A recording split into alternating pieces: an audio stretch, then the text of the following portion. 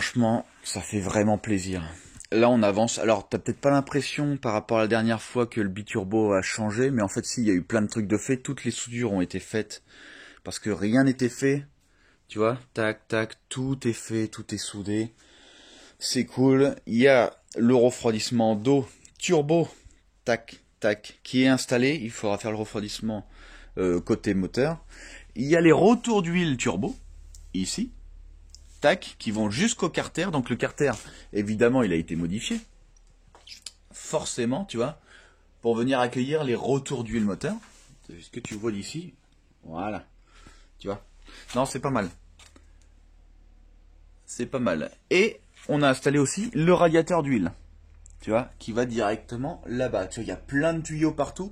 Mais en fait, c'est bien fait parce que rien ne se touche. Il n'y a aucun souci de collision ni rien du tout. Parce qu'au final, le radiateur d'huile, comme tu le sais au début, on a fait un déporteur d'huile. Ici, qui arrive au moteur là-bas. Tac, une pièce sur mesure. Non, franchement, c'est top. C'est top. Pour l'avant, on a fait la cage. Cage de transmission. Ici, le protoxyde d'azote, évidemment, de Dams Garage. Le frein à main hydraulique installé. Le volant est dans sa position. Les sièges sont installés aussi. Le collecteur d'admission sur mesure. Franchement, magnifique cette pièce. Magnifique. Évidemment, ce sera peint. C'est pas terminé non plus. Il y a aussi les retours. Non, les arrivées carburant et les retours sont par-dessous. Donc, j'ai pas encore les raccords parce que j'ai pas le budget. Bientôt, ça devrait aller. Réservoir d'essence, on avait vu ça la dernière fois. Il faut juste souder le bouchon. Tac. Radiateur d'eau enfin en place. Il va falloir créer de l'extraction d'air sur les extracteurs capot, forcément. Écoute. Et en fait, je suis assez content parce que Max Speeding Rod, une fois de plus, nous ont filé un coup de main. Tu vois, pour ce qui est l'oil catch. Donc ça nous permet d'évacuer les vapeurs d'huile. Ça c'est plutôt pas mal. Alors, sur la Corsa Turbo, hein, vapeur d'huile, j'avais ça, et en fait t'as pas d'huile dedans, c'est surtout de l'eau et de l'éthanol hein, qui part là-dedans. Quand tu commences à avoir de l'huile, normalement c'est pas super bon. Donc voilà, écoute, et ce que j'aimerais bien faire avec ce oil catch, c'est refaire un emplacement et piquer sur le bas moteur pour l'équilibre de pression. Ça je t'en ai déjà parlé, 500 423 fois. Voilà. Alors, qu'est-ce qu'ils nous ont filé aussi? Les bobines, pardon. Bobine Audi R8, donc ça c'est Max Speeding Rod aussi, et ça c'est vraiment cool. Le déporteur d'huile, c'est chez eux aussi. Les amortisseurs, c'est chez eux. Le Max Speeding Rod, donc c'est leur version la plus haut de gamme. Donc ça c'est pas mal.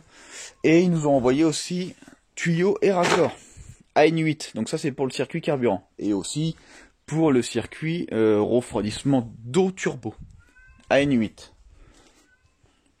Et en fait, je sais pas si tu te souviens, mais on avait un kit radiateur d'huile plus raccord qui était pas top. Les raccords étaient de très mauvaise qualité, mais c'était un kit.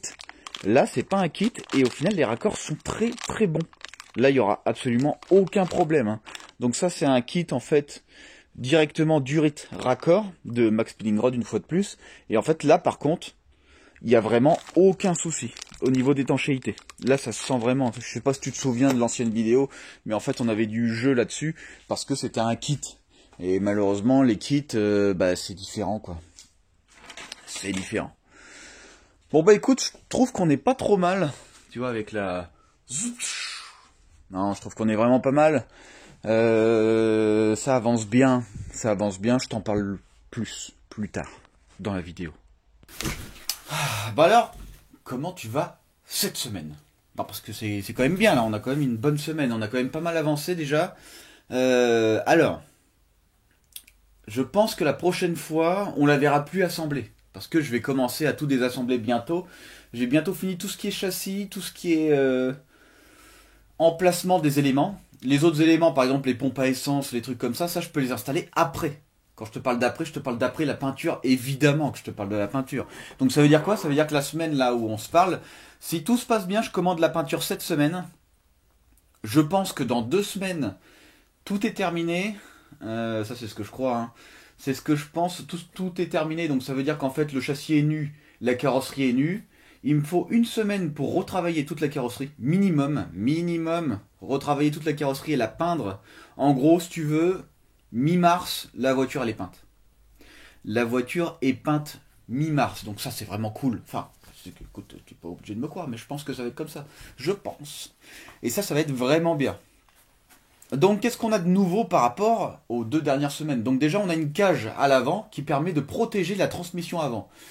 Parce qu'en fait, je vais t'expliquer un truc après avec ce qu'on a. C'est un truc en plus de ce qu'on avait prévu de base, qui n'était pas prévu à la base. Donc, il faut quand même protéger un peu voilà.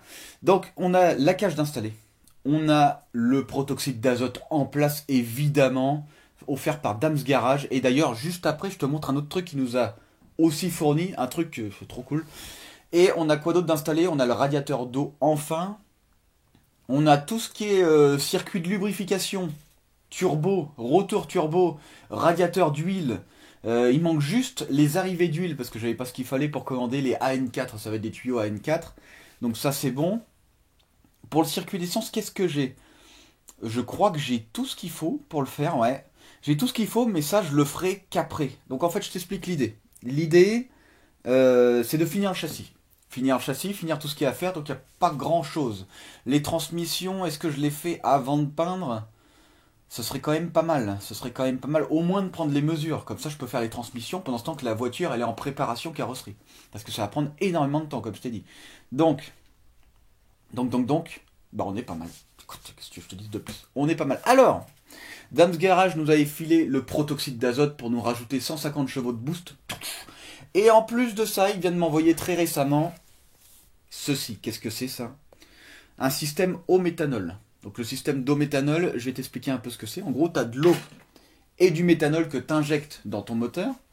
Et en fait, ce mélange, ça te fait augmenter un peu ton taux de compression. Et en plus, ça te fait augmenter ton indice d'octane. Avec ça, on passe sur du 95. Admettons, on met du 95, ce sera pas le cas, on va mettre du E85. Si tu mets de l'SP85 95 avec de l'eau méthanol, comme ça, ton indice d'octane passe à 116. Je sais pas si tu te rends compte un peu. 116 en injection avec ça. C'est pas moi qui le dis, hein, c'est le guide d'installation qui me le dit. Hein. Donc mon gars, ça veut dire quoi? Ça veut dire que déjà tes cliquetis, ils seront plus là. Déjà, sur un Atmos, ça c'est sûr. Sur un turbo, tu peux mettre tes avances un peu plus tôt, donc du coup ça explose beaucoup plus fort. Écoute, il y a des tas de trucs à faire. Par contre, derrière, il faut que la gestion puisse suivre. Hein. Derrière, alors soit tu achètes un kit spécial, tout simple, mais là il faut que ça suive derrière, soit il faut que tu achètes le kit complet, où en fait tu as comment dire, l'autorégulation. Donc c'est un truc un peu compliqué et simple à la fois. Mais écoute, donc là en fait, ce que je voulais te dire par rapport à tout à l'heure, comme quoi on va être un peu plus upgrade que prévu, là on rajoute entre 15 et 25% de puissance. Là tu vas me dire, bon bah c'est pas grand chose. Ouais, mais sur 1200 chevaux, ça fait 300 chevaux. En plus, tu vois, de prévu qui n'était pas prévu. Si tu rajoutes les 150 chevaux de protoxyde d'azote et les 300 chevaux de ça, parce qu'en fait là j'ai deux buses à, ce sont des 630 millilitres minute. Donc ça veut dire qu'en fait, ça envoie du 1240 millilitres. On est à 1 litre 2, 1 litre 260, pardon. 1 litre 260 minutes d'éthanol envoyé dans le moteur. Là, je peux te dire que ça va commencer à être un peu sérieux. En gros, si tu veux, si jamais on arrive vraiment à avoir les 1200 chevaux, rien qu'avec le turbo, ce qui n'est pas forcément gagné puisqu'on est en biturbo, donc on crée des contraintes. Ça, on en parlera. On passera peut-être le biturbo la prochaine fois. Prochaine fois, je t'expliquerai vraiment le biturbo et on le créera sur mesure. Et puis, je t'expliquerai pourquoi ci, pourquoi ça. Bon, bref. En gros, si tu veux, le biturbo, vu qu'on a des vannes, vu qu'on a tout ça, on a des micro-restrictions. Bon, on a des rendements de perdus forcément, puisqu'il faut rediriger les fluides, machin truc. Ce qu'il y a, c'est que les 1200 chevaux qu'on devait avoir avec le turbo, peut-être qu'on les aura pas. Peut-être qu'on aura que 1000 chevaux, peut-être qu'on aura que 1100, peut-être qu'on aura que 950. Par contre, grâce à ce truc-là, quand tu rajoutes 25% de 1000 chevaux, tu as 250 chevaux de plus. Donc là, on rattrape largement si jamais il y a un souci, sans compter le protoxyde d'azote qui rajoute encore 150. Donc je pense que les 1200, ça va pas être un souci. Voilà, je pense que ça pourrait le faire. Ça pourrait le faire, on a tout ce qu'il faut pour que ça marche. En plus, on a un taux de compression de 10,5, un taux de compression d'Atmo. Donc là, mec, écoute, je pense que ça va plutôt bien marcher. Avec un petit 2 bars de pression turbo, en 4 litres, ouais. Je pense qu'on aura ce qu'il faut. Donc merci Dams, hein, une fois de plus, pour l'équipement que tu me files. Hein, c'est l'équipement qui va faire que les 1200 chevaux, c'est presque sûr qu'on peut les atteindre. Et du coup, c'est vraiment cool. Donc la suite, ça promet plutôt bien. Je te donne pas une date de fin, parce que le budget est aléatoire. Il est aléatoire, donc on va voir. On va voir, normalement si tout se passe bien dans 2 semaines, j'envoie le bloc à se faire réusiner. Donc ça veut dire que si le bloc est réusiné, tout le bas moteur il est monté, tu vois.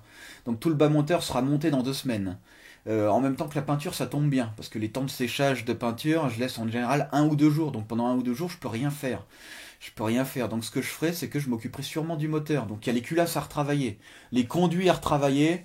On a quoi d'autre? On a le rodage des soupapes, on a le nettoyage des soupapes, lustrage des soupapes, lustrage échappement. Les collecteurs, ils sont terminés complets, mais j'ai pas encore fait la partie flange. Parce que la partie flange doit être fixée à quelque chose de rigide pour pas qu'elle se déforme.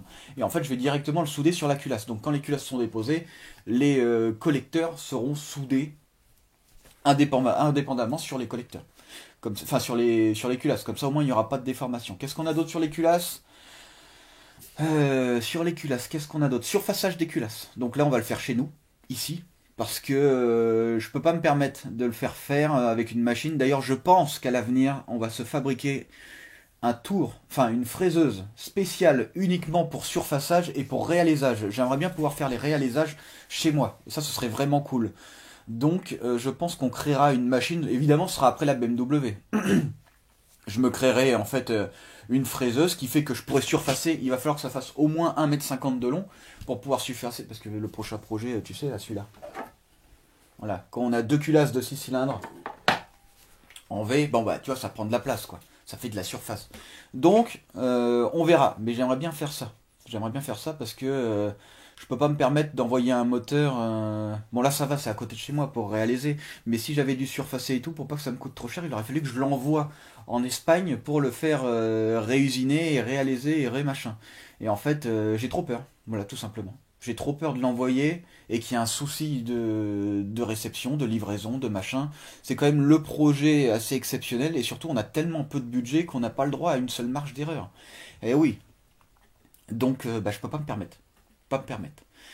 Donc écoute, si tout se passe bien niveau budget, normalement oui. Donc la voiture, en théorie, entre parenthèses, en théorie la peinture est finie pour mi-mars.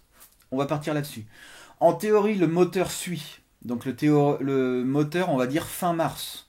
Parce qu'il y a des éléments que j'ai pas encore commandés ou pas encore envoyés pour faire réusiner. Donc bon, on n'a pas trop la main dessus. En théorie, avec ce qui nous resterait à faire, en gros, en 2 ou 3 semaines, tout est réglé. Et après, il y a aussi les jantes et les pneus. Donc ça, c'est un gros point négatif. À voir. À voir. À voir. Et les freins d'ailleurs. Mais peut-être que les freins, il y a un abonné qui m'a dit qu'il aurait peut-être des étriers. Et il faudrait juste que je réadapte sur les fusées de 46. Comme ça au moins on aurait des bons freins à l'avant. Et à l'arrière de toute façon on a déjà des énormes disques. Même si c'est du monopiston, l'arrière c'est moins grave. L'avant par contre il faut minimum 4 pistons. Minimum. Parce que à l'avant il faut que ça freine un peu plus fort. Il faut que ça freine un peu plus fort. Donc voilà, donc je te donne un peu les aperçus, les avancements. Je pense que la prochaine fois, il y aura toujours une petite intro évidemment, mais il n'y aura plus le moteur, enfin tout le véhicule installé forcément, parce que là on va être dans la dépose et prêt pour la peinture. Écoute, je trouve qu'on est pas mal. Maintenant, qu'est-ce qu'on va faire aujourd'hui? Alors la dernière fois on avait vu les intercouleurs, il a fallu les poser d'une certaine façon. Tu regarde comme ça. J'arrive même pas à le faire parce que c'est trop particulier. Et en fait, si tu veux, cette position, elle n'est pas aléatoire. Ça veut dire qu'en fait, je les ai mis à une position où on peut faire rentrer l'air par les vitres arrière et faire sortir l'air, extraire l'air par les haillons arrière. Par le haillon arrière, pardon, il y en a qu'un évidemment. Et en fait, il faut aussi que je puisse rentrer la grue d'atelier. Il y en a un qui m'a dit chèvre, ça se dit pas. Bah écoute, je t'ai écouté. Grue d'atelier. Donc la grue d'atelier, il faut qu'elle puisse rentrer dans le véhicule. Donc forcément, il faut que les intercouleurs puissent laisser passer la grue d'atelier pour rentrer le moteur plus la boîte à l'intérieur du véhicule, tout simplement. Oui, aussi, il faudra créer le levier de vitesse en inversé. Parce que forcément, le levier de vitesse, comme tu le sais, la boîte elle est en inversé. Donc, il faut tout refaire. J'ai commandé tout ce qu'il fallait pour le faire. Donc, peut-être que ce sera fait entre-temps. Peut-être même avant la semaine prochaine. La prochaine fois. Écoute, pourquoi pas. Donc voilà, maintenant qu'on a fait les intercouleurs, En fait, on va repartir un peu sur le châssis. On avait fait des emplacements de tête d'amortisseur, hein, sauf qu'en fait, on avait juste fait leur emplacement. Il va falloir les renforcer, on peut pas les laisser juste des plaques comme ça. Il va falloir créer du volume, parce que c'est le volume qui crée la rigidité, hein. Une plaque toute fine, ça flotte. Mais par contre, quand on commence à créer du volume, eh ben, c'est là où on commence à avoir de la rigidité. Donc, il faut créer toute cette rigidité afin d'avoir aucun souci de maintien d'amortisseur ni de déformation. Ça, c'est sûr. De toute façon, il y a les barres directement anti-rapprochement et les barres de maintien châssis qui vont directement dessus. Donc là, normalement, bon, il n'y a aucun souci, hein, de rigidité. Là, c'est sûr.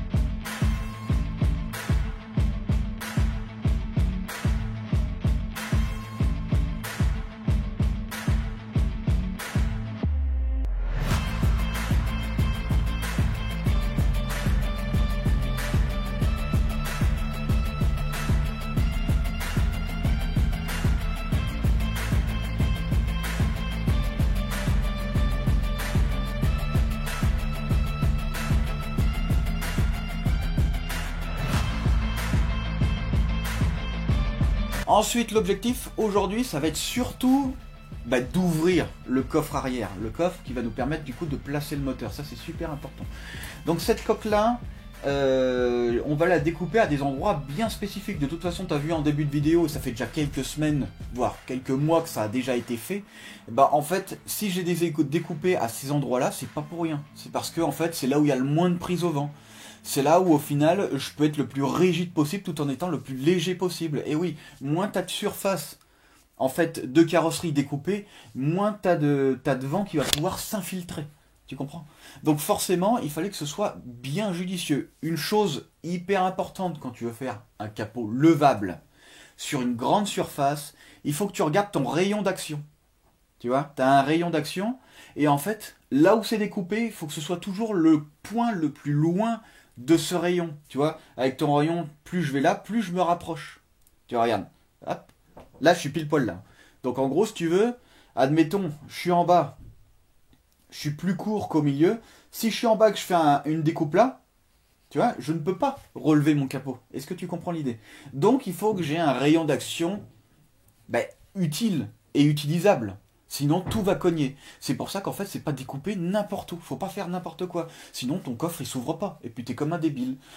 En général, quand ton point pivot, non, c'est pas en général, c'est dans tous les cas, ton point pivot doit être toujours en dessous du lieu de la découpe.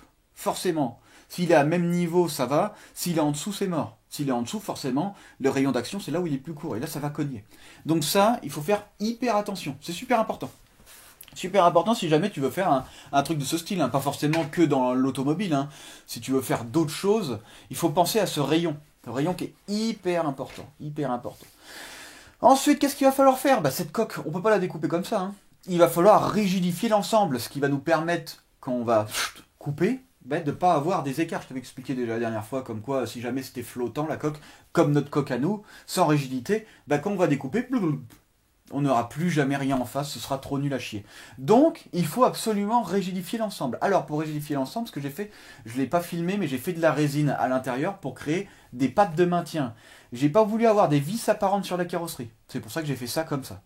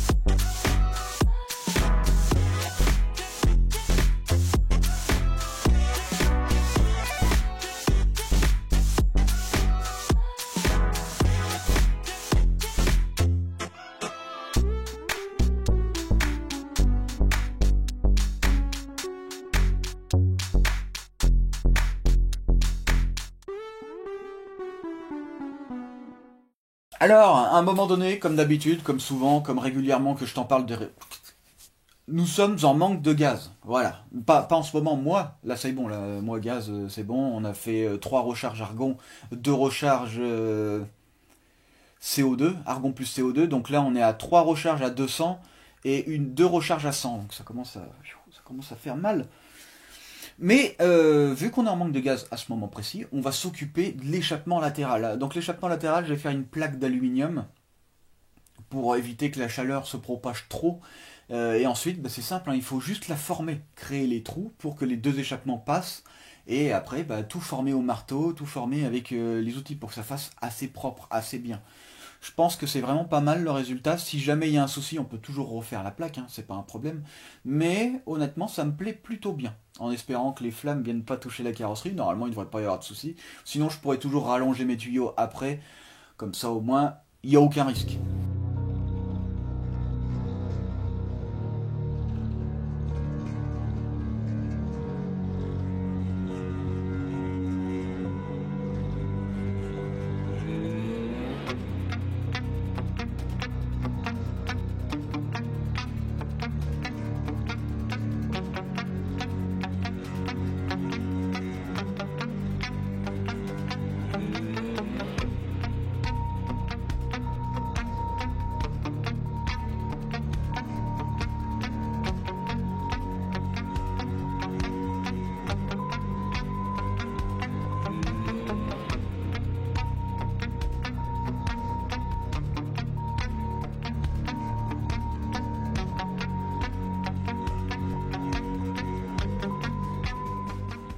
Donc je te parlais de rigidité tout à l'heure, il va falloir créer aussi la lunette arrière, parce que la lunette arrière va venir accueillir des extracteurs d'air qui iront directement aux intercooleurs. Et oui, pour créer une dépression.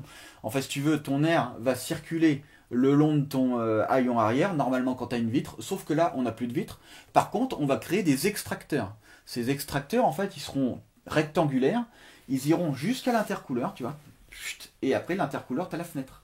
Donc on aura une dépression par le haillon arrière, et on aura une pression qui arrive par la fenêtre latérale. En gros, si tu veux, quand tu vois la voiture de face, comme ça, l'air va circuler par la fenêtre chut, et repartir par le haillon arrière. Et ça, c'est plutôt pas mal. Écoute, je trouve que c'est bien. Donc on aura 2 emplacements à faire, et pour ça, il faut créer une rigidité sur le haillon arrière, en créant une forme en acier, parce que la carrosserie ne peut pas prendre en compte la déformation ou les poids des éléments, forcément, puisqu'elle est très légère. Par contre, là, il faut faire en sorte aussi que quand on lèvera le haillon, penser aussi aux rayons, quand on créera les extracteurs d'air. Tout ça, on verra ça bien plus tard, parce que ça, c'est ce qu'on verra après la peinture.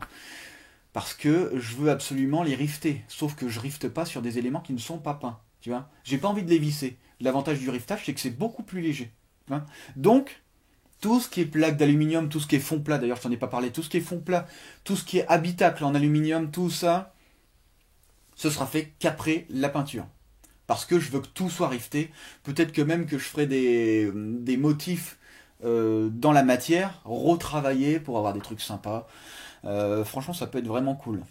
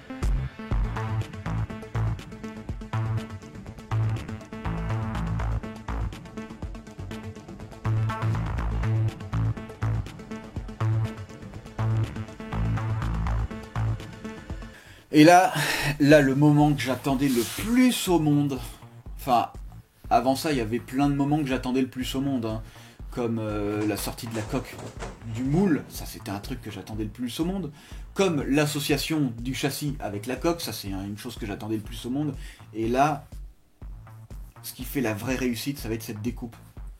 La découpe doit être superbe, et surtout, quand on repose la coque, ça doit être parfaitement aligné.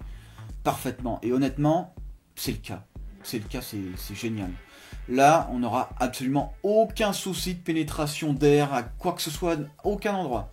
C'est parfait, c'est assez rigide, largement, enfin, tout est bon. Une fois que j'ai découpé, que j'ai levé, j'ai fait... c'est gagné. C'est gagné et c'est vraiment trop cool. Franchement, j'étais hyper content de ça. Hyper content. Bon, bah du coup, ça nous a laissé le temps de recevoir une nouvelle bouteille. Voilà, donc, eh ben, on finit tout ce qui est structure. Tout ce qui est structure, tout simplement.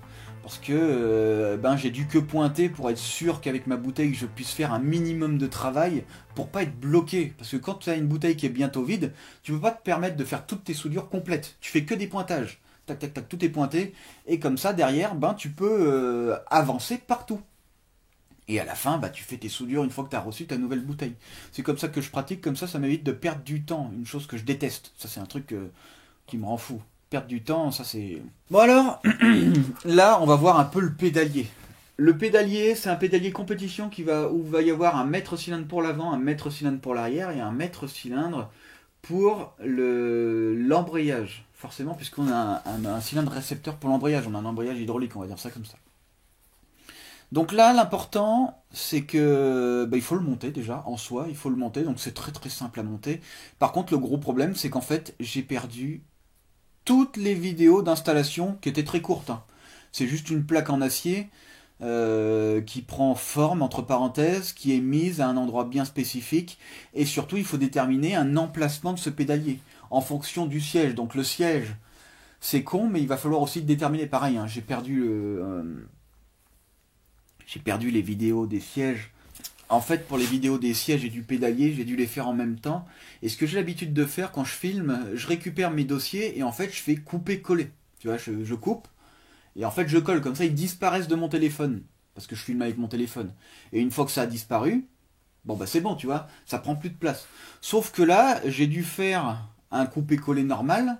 Mais des fois, tu sais, ton téléphone, il n'a pas eu le temps de tout. Tu vois, que tout s'affiche. Donc j'ai dû le faire trop vite. Et quand je suis retombé sur mon téléphone, j'ai vu qu'il y avait d'autres fichiers, je me suis dit, ah bah merde, j'ai dû faire un copier-coller, j'ai dû me tromper, j'ai tout effacé. Et je m'en suis rendu compte là, maintenant, là, alors que c'était il y a un mois ou deux. Donc, laisse tomber, hein, je peux rien récupérer. Alors, l'installation des sièges, du coup, je vais t'en parler un peu. L'installation des sièges, si tu veux, est très particulier sur notre véhicule, parce que c'est du sur-mesure à 100%. Donc il faut trouver un bel emplacement. On a des protections latérales. Je ne sais pas si tu as vu, hein, sur le châssis, on a des protections latérales. Et en fait, ça nous gêne au niveau des sièges. Du coup, on a un siège qui est très bas, le siège copilote. Et le siège pilote, il est un peu plus haut, mais il est beaucoup plus reculé pour faire passer le pédalier. Le pédalier, parce que sinon le pédalier, si tu veux, j'ai été emmerdé. J'étais trop près, et puis tu vois, regarde, quand t'es trop près, c'est pas agréable. Enfin, là, je te montre, mais ça veut rien dire ce que je viens de te... Voilà, écoute, je pense que tu as compris. Donc, l'emplacement du pédalier doit être à un endroit, comme je t'ai expliqué, pas trop proche des triangles avant, forcément, mais il doit être aussi centré par rapport au siège, sauf que le centrage du siège, il va dépendre de la barre latérale, mais il va dépendre aussi de la boîte qui est de l'autre côté. La boîte longitudinale, forcément, puisqu'on a une boîte vers l'avant. Je te pose, hein, d'accord ? Et en fait, du coup, on a le siège conducteur qui est très proche de la boîte, mais qui est un petit peu décalé vers comment on appelle ça, vers le centre du véhicule, parce qu'en fait, on n'avait pas le choix, tout simplement. Par contre, il est beaucoup plus haut, et du coup, on a une visibilité beaucoup plus grande, on va dire ça comme ça. Parce que forcément, il nous faut une bonne visibilité. Contrairement au siège passager, qui lui subit la transmission latérale, parce que la boîte elle est vers l'avant, mais on est en 4 roues motrices, donc on a un renvoi d'angle latéral qui va venir contre le siège, on peut pas se permettre de le mettre trop loin, on aurait pu le mettre un peu par-dessus, c'est vrai, on aurait pu, mais j'ai pas préféré, surtout qu'on sait qu'on a un moteur décentré par rapport à la transmission, du coup, en fait, ben on peut pas trop se permettre de bouger, tu vois, le passager. Donc le passager au final, il aura une visibilité plus faible parce qu'il sera beaucoup plus bas son siège, et par contre il est un peu plus avancé. Tu vois, on récupère un peu ce manque de visibilité en le ravançant un tout petit peu. Par rapport au siège conducteur qui lui est beaucoup plus éloigné pour avoir beaucoup plus d'espace, pour être agréable au volant et agréable aux pédales, plus au levier de vitesse, plus au frein à main hydraulique qui est déjà installé comme tu as pu le voir. Mais il faut penser un peu à tout.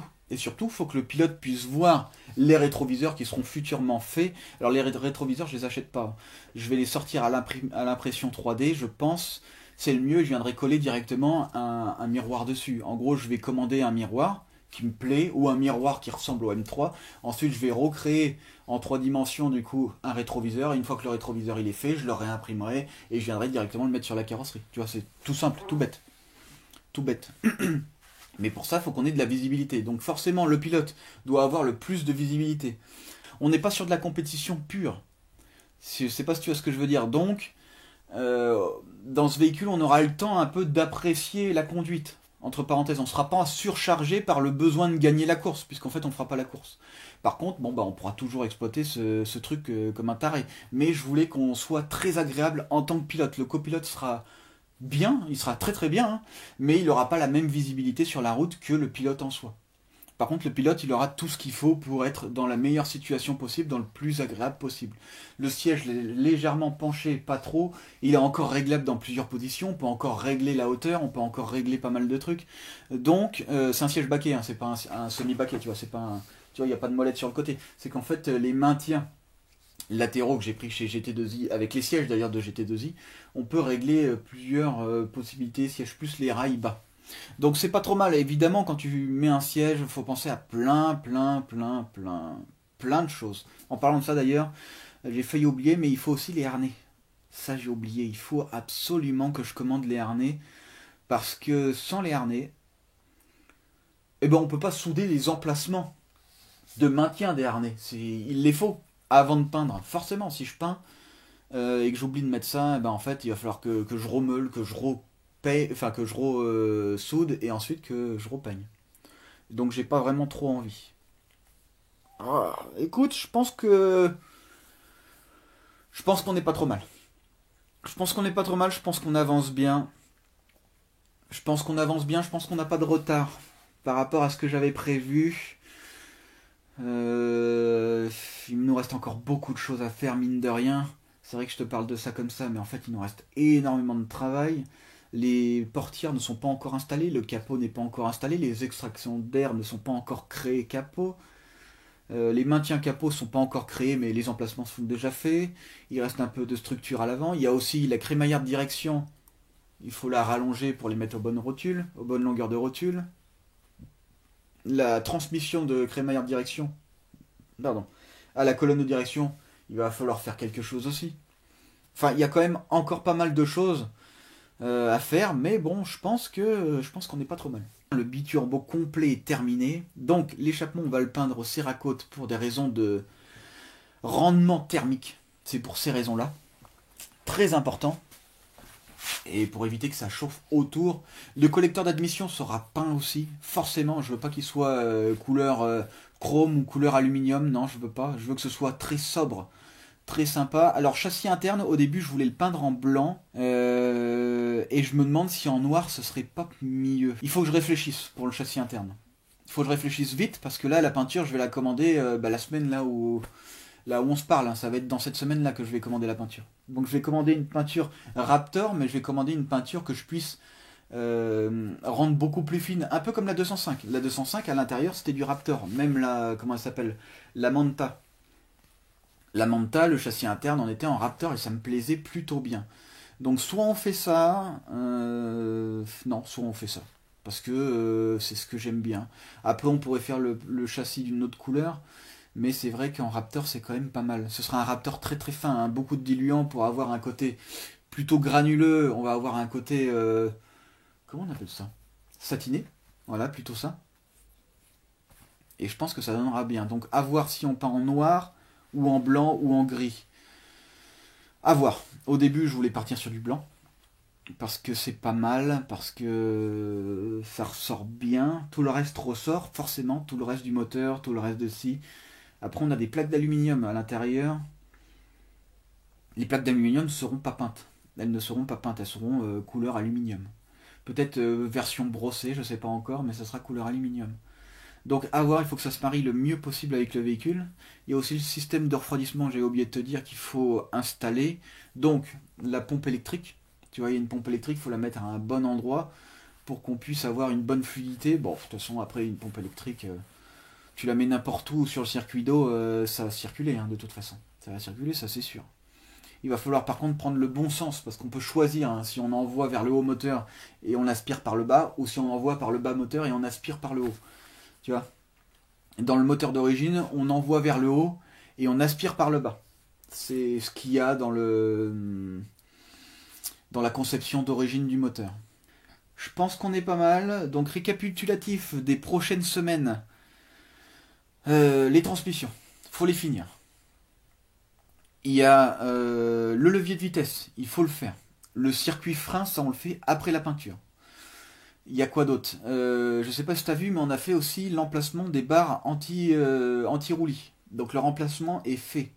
Mais je peux pas le terminer tant que j'ai pas installé les transmissions. Donc les transmissions sur mesure doivent être faites avant de faire les barres anti-roulis. La transmission avant est déjà presque faite. Il me suffit juste de commander un tube en acier pour pouvoir faire un sertissage de l'arbre de transmission pour qu'il soit à la bonne longueur. Donc ça, c'est pas un souci. Je commanderai ça dès que je peux. Ensuite, à l'arrière, qu'est-ce qu'on a d'autre? À l'arrière, je crois qu'on a tout fait. Il manque juste les 2 tuyaux d'arrivée d'huile, de pression d'huile. Ensuite, il nous reste l'installation du kit protoxyde d'azote qu'on fera après la peinture.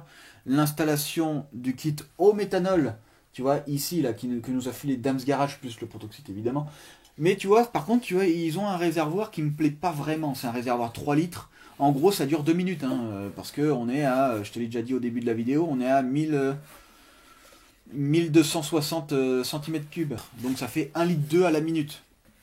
Pour un réservoir de 3 litres, tu vois, c'est pas énorme. Donc je pense qu'on le fera en aluminium. Je sais pas ce que t'en penses, mais l'aluminium, ça y est, ça commence à rentrer un peu là-dedans. Ça commence à se faire plutôt bien, je parle niveau TIG.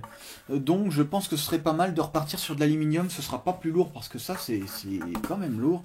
C'est niveau finition, c'est... Bon, si, ça fait le boulot, hein. C'est fait exprès, hein.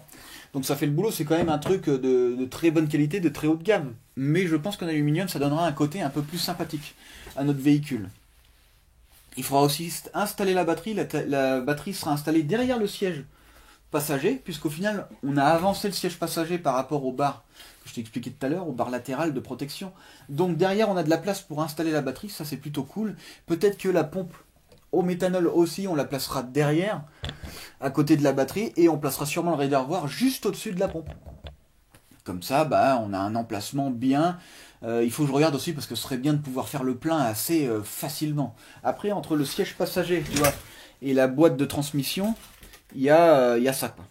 Donc là, on pourrait même mettre le réservoir ici. Le réservoir d'eau méthanol. Ça pourrait être pas mal. Comme ça, au moins, tu arrives, tu rentres, tu remplis tout ça. Ça, c'est cool. Il faudra finir aussi le réservoir. Le réservoir, il est fait, mais les maintiens réservoirs ne sont pas encore faits. Pourquoi ça? Parce qu'en fait, j'attends certains éléments, entre parenthèses. Il y a un ordre spécifique quand tu crées quelque chose. Surtout quand il y a énormément d'éléments qui doivent tous se marier entre eux. Donc, on ne peut pas faire n'importe quoi, n'importe comment. Il y a la circulation d'eau, sauf que la circulation d'eau est très chaude. Donc, il ne faut pas que ça passe à côté du système de... Comment on appelle ça?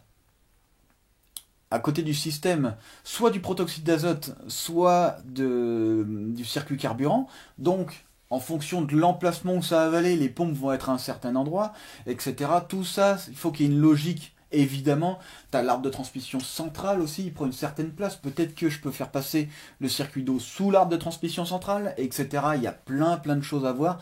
Donc il y a un ordre très précis à faire qui fait que des fois, je suis un peu coincé. Donc je suis obligé de partir sur autre chose. Et il y a une chose hyper importante qu'on fera bientôt.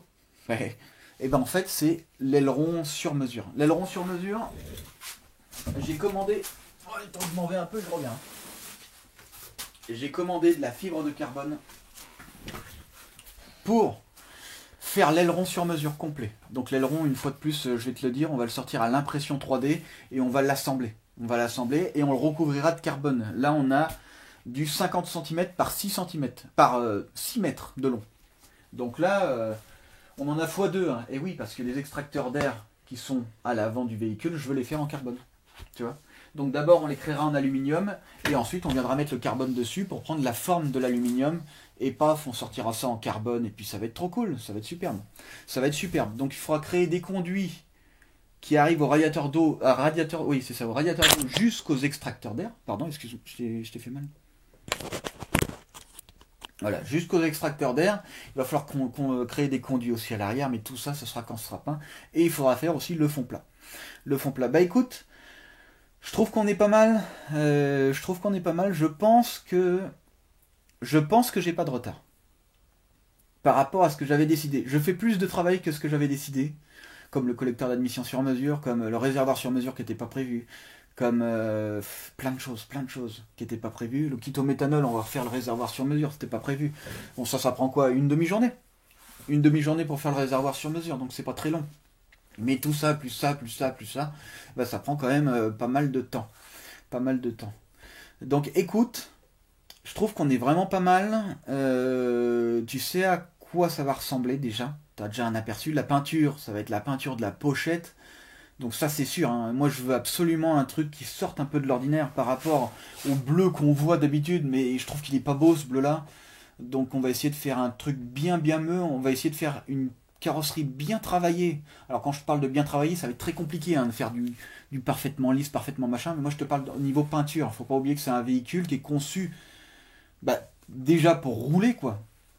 Et surtout il est en fibre. Donc forcément, ben ce sera pas parfait, mais rien que la peinture, normalement, devrait éblouir ce véhicule. Hein. Ce sera pas parfait, mais ça va éblouir ce véhicule. Il va défoncer. Vraiment.